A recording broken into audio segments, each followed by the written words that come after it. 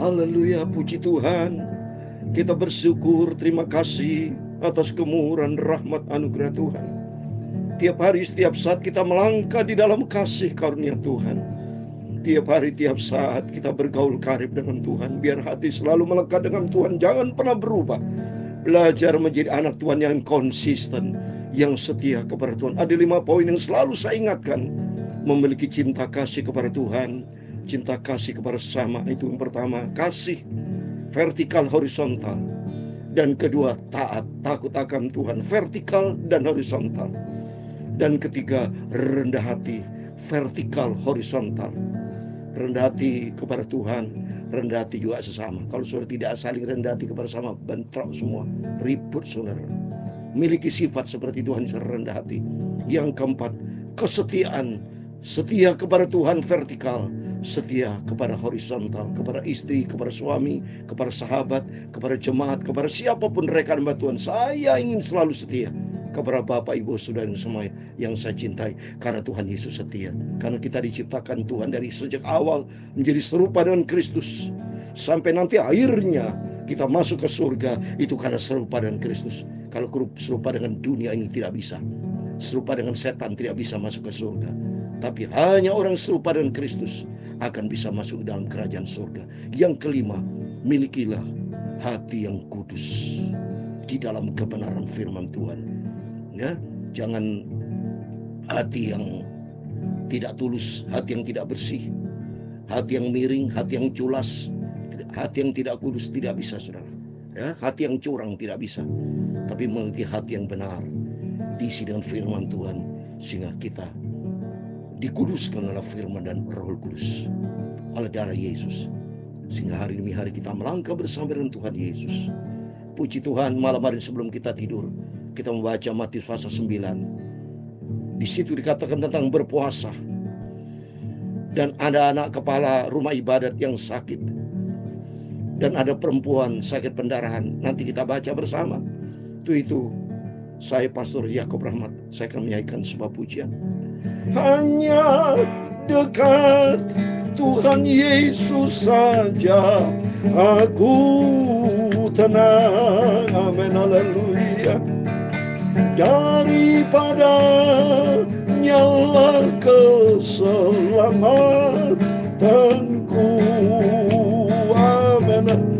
Hanya Dia gunung batuku, hanya Dia Yesus kota bentengku. Aku tidak akan goyah selamanya. Amin, haleluya. Tergantung para saudara pegang tangan siapa. Tangan seorang juara main tenis, ya, dia akan menjadikan juara karena dia juara tangannya. Kepada siapa? Tangan saudara dipegang oleh siapa? Tapi kalau Tuhan yang pegang, Tuhan berfirman dalam Yesaya 41:10, Dia akan memegang kita dengan tangan kanan yang membawa kemenangan. Itu mari kita mau berpegang kepada tangan Tuhan. Kita mau dekat dengan Yesus, bukan dengan manusia. Manusia bukan juru selamat, aset bukan juru selamat, semua akan kita tinggalkan. Tapi kalau kita dekat dengan Yesus, kita akan menempatkan janji yang kekal, surga buat selama-lamanya. Hanya dekat dengan Tuhan Yesus saja aku sangat tenang. Amin, haleluya. Daripada nyala keselamatanku, amin, haleluya. Hanya Dia gunung batuku, hanya Dia Yesus kota bentengku. Aku tidak akan goyah selamanya. Amin, haleluya. Dalam Mazmur pasal 62 ayat 2 dan 3, demikian firman Tuhan. Amin, haleluya. Hanya dekat Allah saja daripada nyala keselamatanku.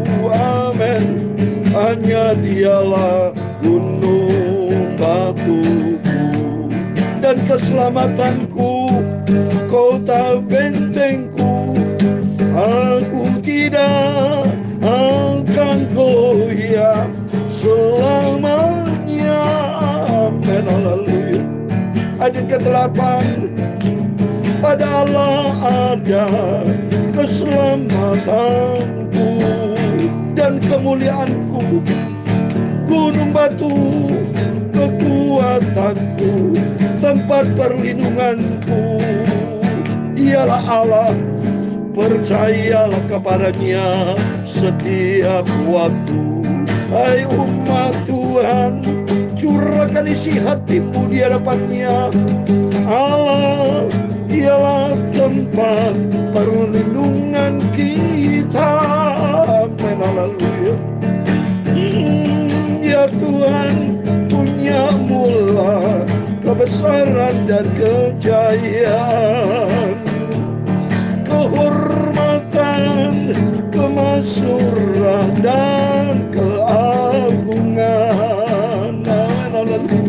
Ya segala-galanya yang ada di langit dan di bumi, ya Tuhan, punya mula kerajaan, dan Kau yang tertinggi itu melebihi segala-galanya sebagai kepala. Amin. Haleluya. Sebab kekayaan dan kemuliaan itu semua berasal daripadamu, dan Engkaulah yang berkuasa atas segala-galanya. Dalam tangan-Mu lah kekuatan dan kejayaan, dalam tangan-Mu lah kuasa membesarkan dan mengukuhkan segala-galanya. Sekarang ya Allah kami, dalam nama Tuhan Yesus Kristus, kami bersyukur kepadamu dan memuji nama-Mu yang agung itu, nama Tuhan Yesus Kristus. Tuhan, sucikan mulutku, hatiku, pikiranku. Firman-Mu sumber kebenaran. Firman-Mu ku simpan dalam hatiku Bapa. Ampunilah semua dosa salahku. Ampuni Bapa. Kami percaya malam yang indah ini sebelum kami berbaring tidur, kami lapar hauskan firman-Mu. Kami butuh Engkau Yesus. Kami cinta Engkau. Biar anugerah-Mu Tuhan tuntun hidup kami. Bawa aku selalu di dalam kebenaran-Mu. Bentuk hidupku menjadi serupa dengan Kristus. Terima kasih Bapa. Segala puji hormat bagi kemuliaan Bapa di surga. Dalam nama Tuhan Yesus Kristus kami sudah berdoa mengucap syukur. Haleluya. Amin. Puji Tuhan. Selamat malam. Salam damai sejahtera di dalam cinta kasih daripada Tuhan Yesus. Selamat kita bisa berjumpa kembali saudara. Tiap malam, pagi, pokoknya kita sama-sama, kita satu keluarga Tuhan. Bapak Ibu bersama saya adalah keluarga anak dari Tuhan Yesus. Nanti kita bersama-sama masuk dalam kerajaan surga Bapak Ibu. Bapak Ibu yang setia, ayo kita sama-sama setia. Bapak Ibu adalah semua saudara-saudaraku. Yang lebih tua saya anggap kakak saya. Yang lebih muda dari saya anggap adik. Setiap kita bersaudara. Yang penting kita akur, hidup dalam damai sejahtera, jangan berantem saudara ya. Mari kita anak Tuhan semua saling akur, penuh dengan cinta kasih Tuhan, penuh damai sejahtera Tuhan, karena Tuhan Yesus sangat cinta kita semua. Mari sama-sama kita komit, kita bersahati, kita mau selalu setia sama Tuhan. Kita mau cinta dengan Bapa kita Yesus. Bapa kita Tuhan Yesus Kristus, Raja kita, Tuhan kita di atas segala-galanya. Tempatkan Tuhan nomor 1 di atas segala-galanya. Kita bersyukur kalau Tuhan Yesus sudah pelihara, Bapak Ibu sudah jaga, lindungi, sudah beraktivitas, apapun yang sudah kerjakan hari ini, semuanya tujukan kepada Tuhan Yesus. God's oriented.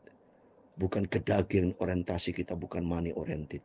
Tapi Tuhan Yesus sumber kekuatan. Sebab firman Tuhan katakan tadi dalam Mazmur 62 ayat 2 dan 3. Hanya dekat Allah saja aku tenang, daripadanya keselamatanku. Hanya dialah gunung batuku dan keselamatanku, kota bentengku, aku tidak akan goyah. Amin. Kalau bersama dengan Yesus, mari kita baca firman Tuhan.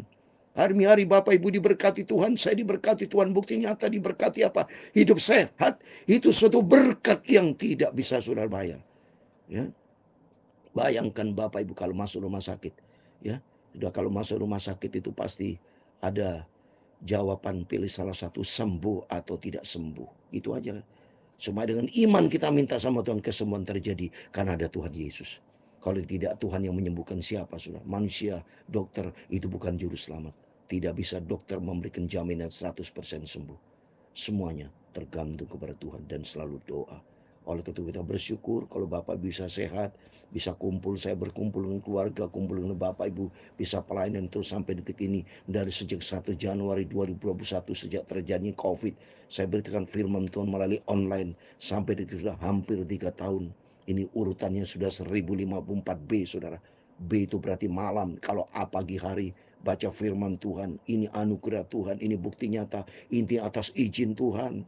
Saya diperkenan Tuhan bersama Bapak Ibu untuk selalu dekat dengan Tuhan, melihat pandangan ke depan, melihat janji Tuhan yang sempurna. Karena dunia ini kan hancur, lihat ini peperangan di jalur Gaza, semua makin banyak korban.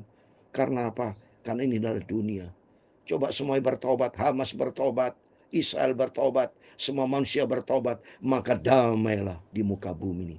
Karena Tuhan Yesus. Gak damai karena masing-masing egois, masing-masing mau benarnya sendiri. Coba kalau semua rendah hati di hadapan Tuhan seperti sifat Tuhan Yesus, memiliki cinta kasih, memiliki sifat taat, memiliki sifat rendah hati, ya, memiliki sifat setia, memiliki hidup dalam kebenaran. Wah, damai saudara. Makanya Tuhan berkata, datanglah kerajaan-Mu Tuhan, jadilah kehendak-Mu di bumi seperti surga. Karena standarnya surga penuh damai sejahtera saudara. Dalam 1 Korintus 14 ayat 33 Tuhan berfirman, Allah tidak mengeri kekacauan, tapi Tuhan mau ada damai sejahtera. Maka semua saudara-saudaraku yang saya cintai, semuanya ini disebarkan, luaskan saudara. YouTube saya ini tolong dibagikan kepada, hiduplah dalam damai dengan Tuhan, hiduplah dalam ketaatan, ikuti firman Tuhan. Kalau ikuti firman Tuhan, memiliki 5 karakter tuh, memiliki cinta kasih, memiliki ketaatan, saling taat, saling cinta, saling rendah hati, saling setia, dan saling mau hidup di dalam kebenaran, standar kebenaran. Ikuti Tuhan karena Tuhan adalah sumber kebenaran, maka damailah di muka bumi. Maka oleh karena itu mari kita mau cinta Tuhan, kita mau sungguh ikuti Yesus. Mari kembali kepada firman Tuhan. Saya mau baca terus, kita mau merajin baca firman Tuhan berulang-ulang. Pokoknya sampai Yesus datang kita mau selalu dekat dengan Tuhan, baca firman Tuhan. Firman Tuhan merupakan pegangan hidup kita, supaya kita melangkah di dalam kebenaran Tuhan. Di luar firman Tuhan tidak ada kebenaran. Kalau sudah menyimpang dan kebenaran firman Tuhan, minta ampun. Mari kembali kepada firman Tuhan. Karena sumber ukuran standar hidup kita, standarnya firman Tuhan. Mau masuk surga, ikuti SOP surga. SOP surga ada di dalam firman Tuhan. Mari semua baca ayat 14 sampai 26. Demikian firman Tuhan. Matius pasal 9 ayat 14.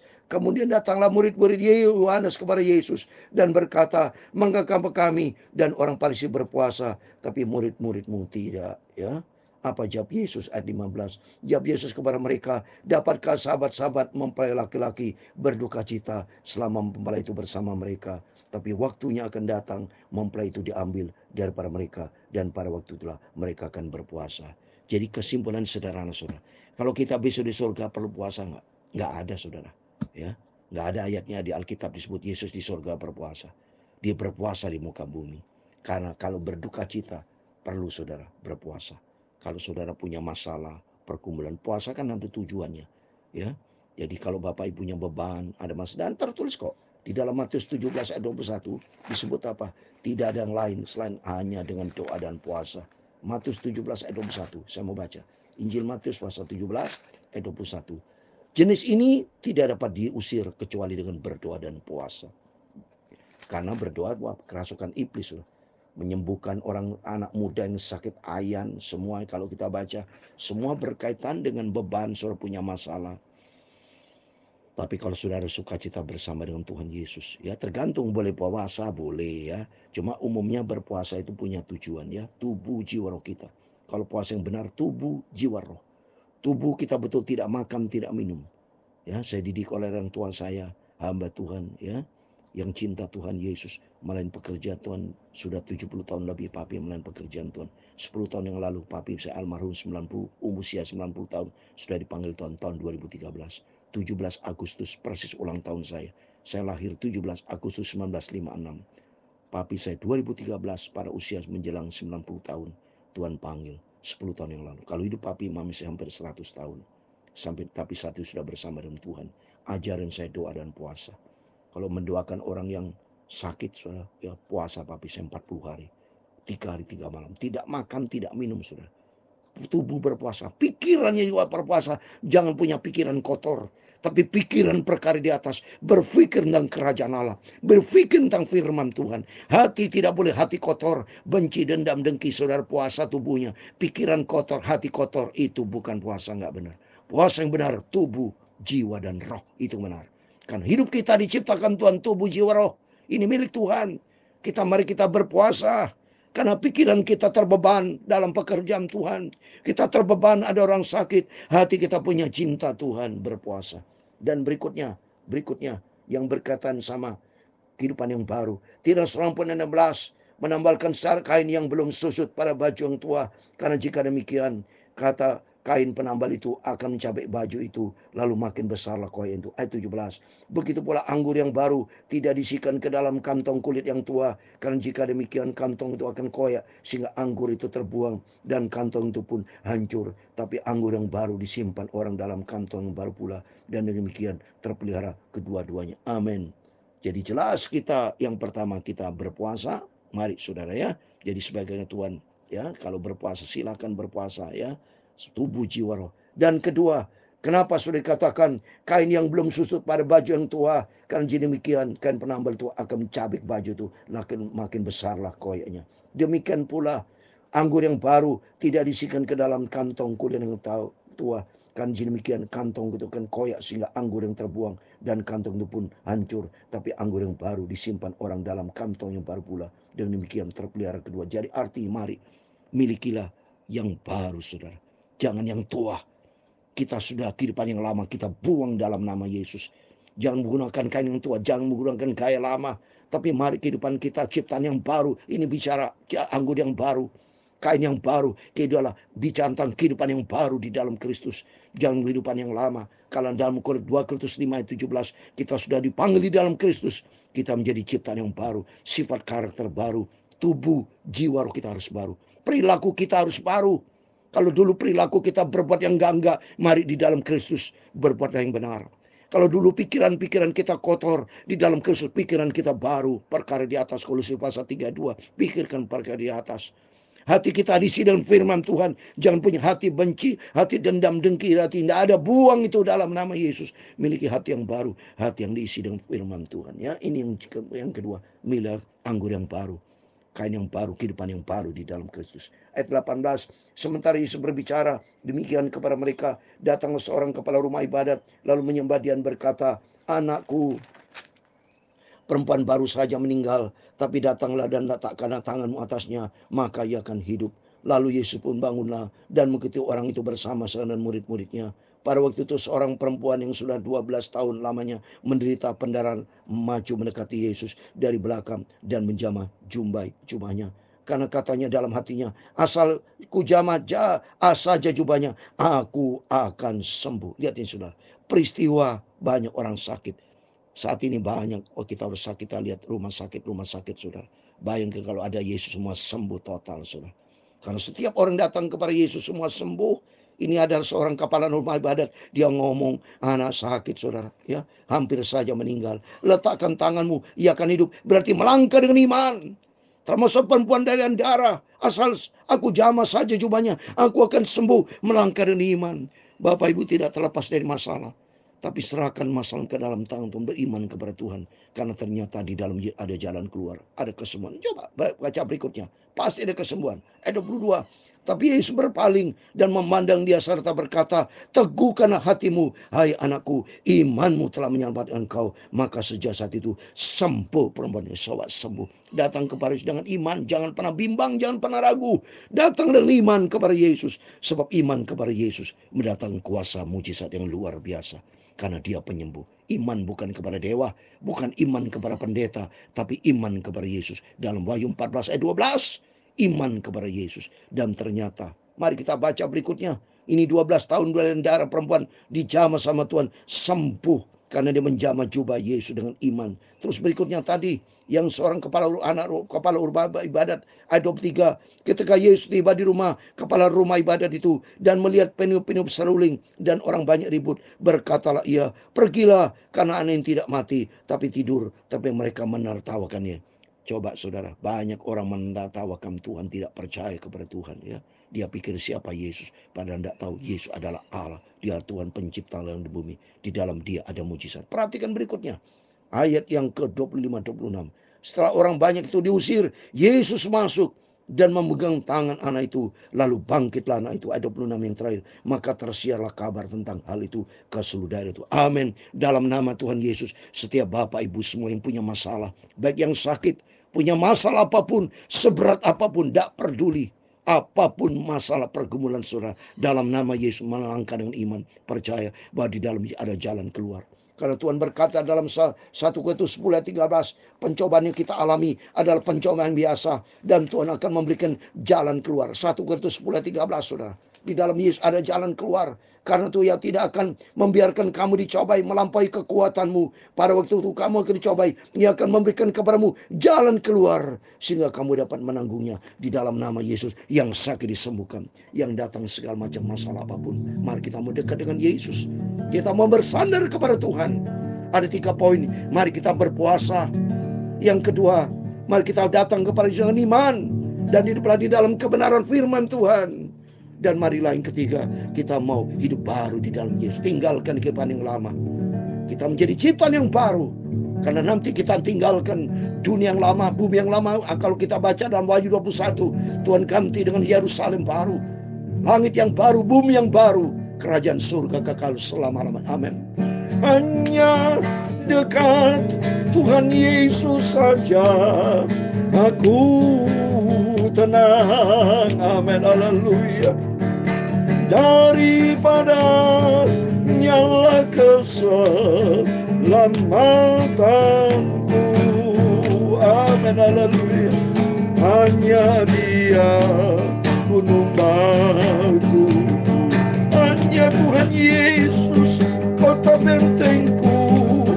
Aku tidak akan goyah selamanya. Amin. Haleluya.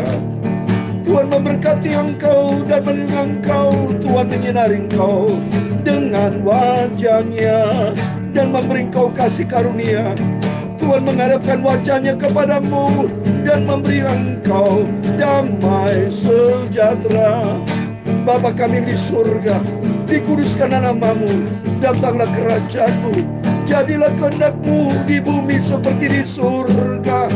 Berikan kami pada hari ini makanan kami yang secukupnya, dan ampunilah kami akan kesalahan kami, seperti kami juga mengampuni orang bersalah kepada kami. Dan janganlah membawa kami ke dalam pencobaan, tetapi lepaskanlah kami daripada yang jahat. Karena Engkau-lah yang mempunyai kerajaan dan kuasa dan kemuliaan sampai selama-lamanya. Amin. Tuhan Yesus memberkati. Bapak Ibu Saudara semua berjaga dan berdoa. Tuhan bersama kita.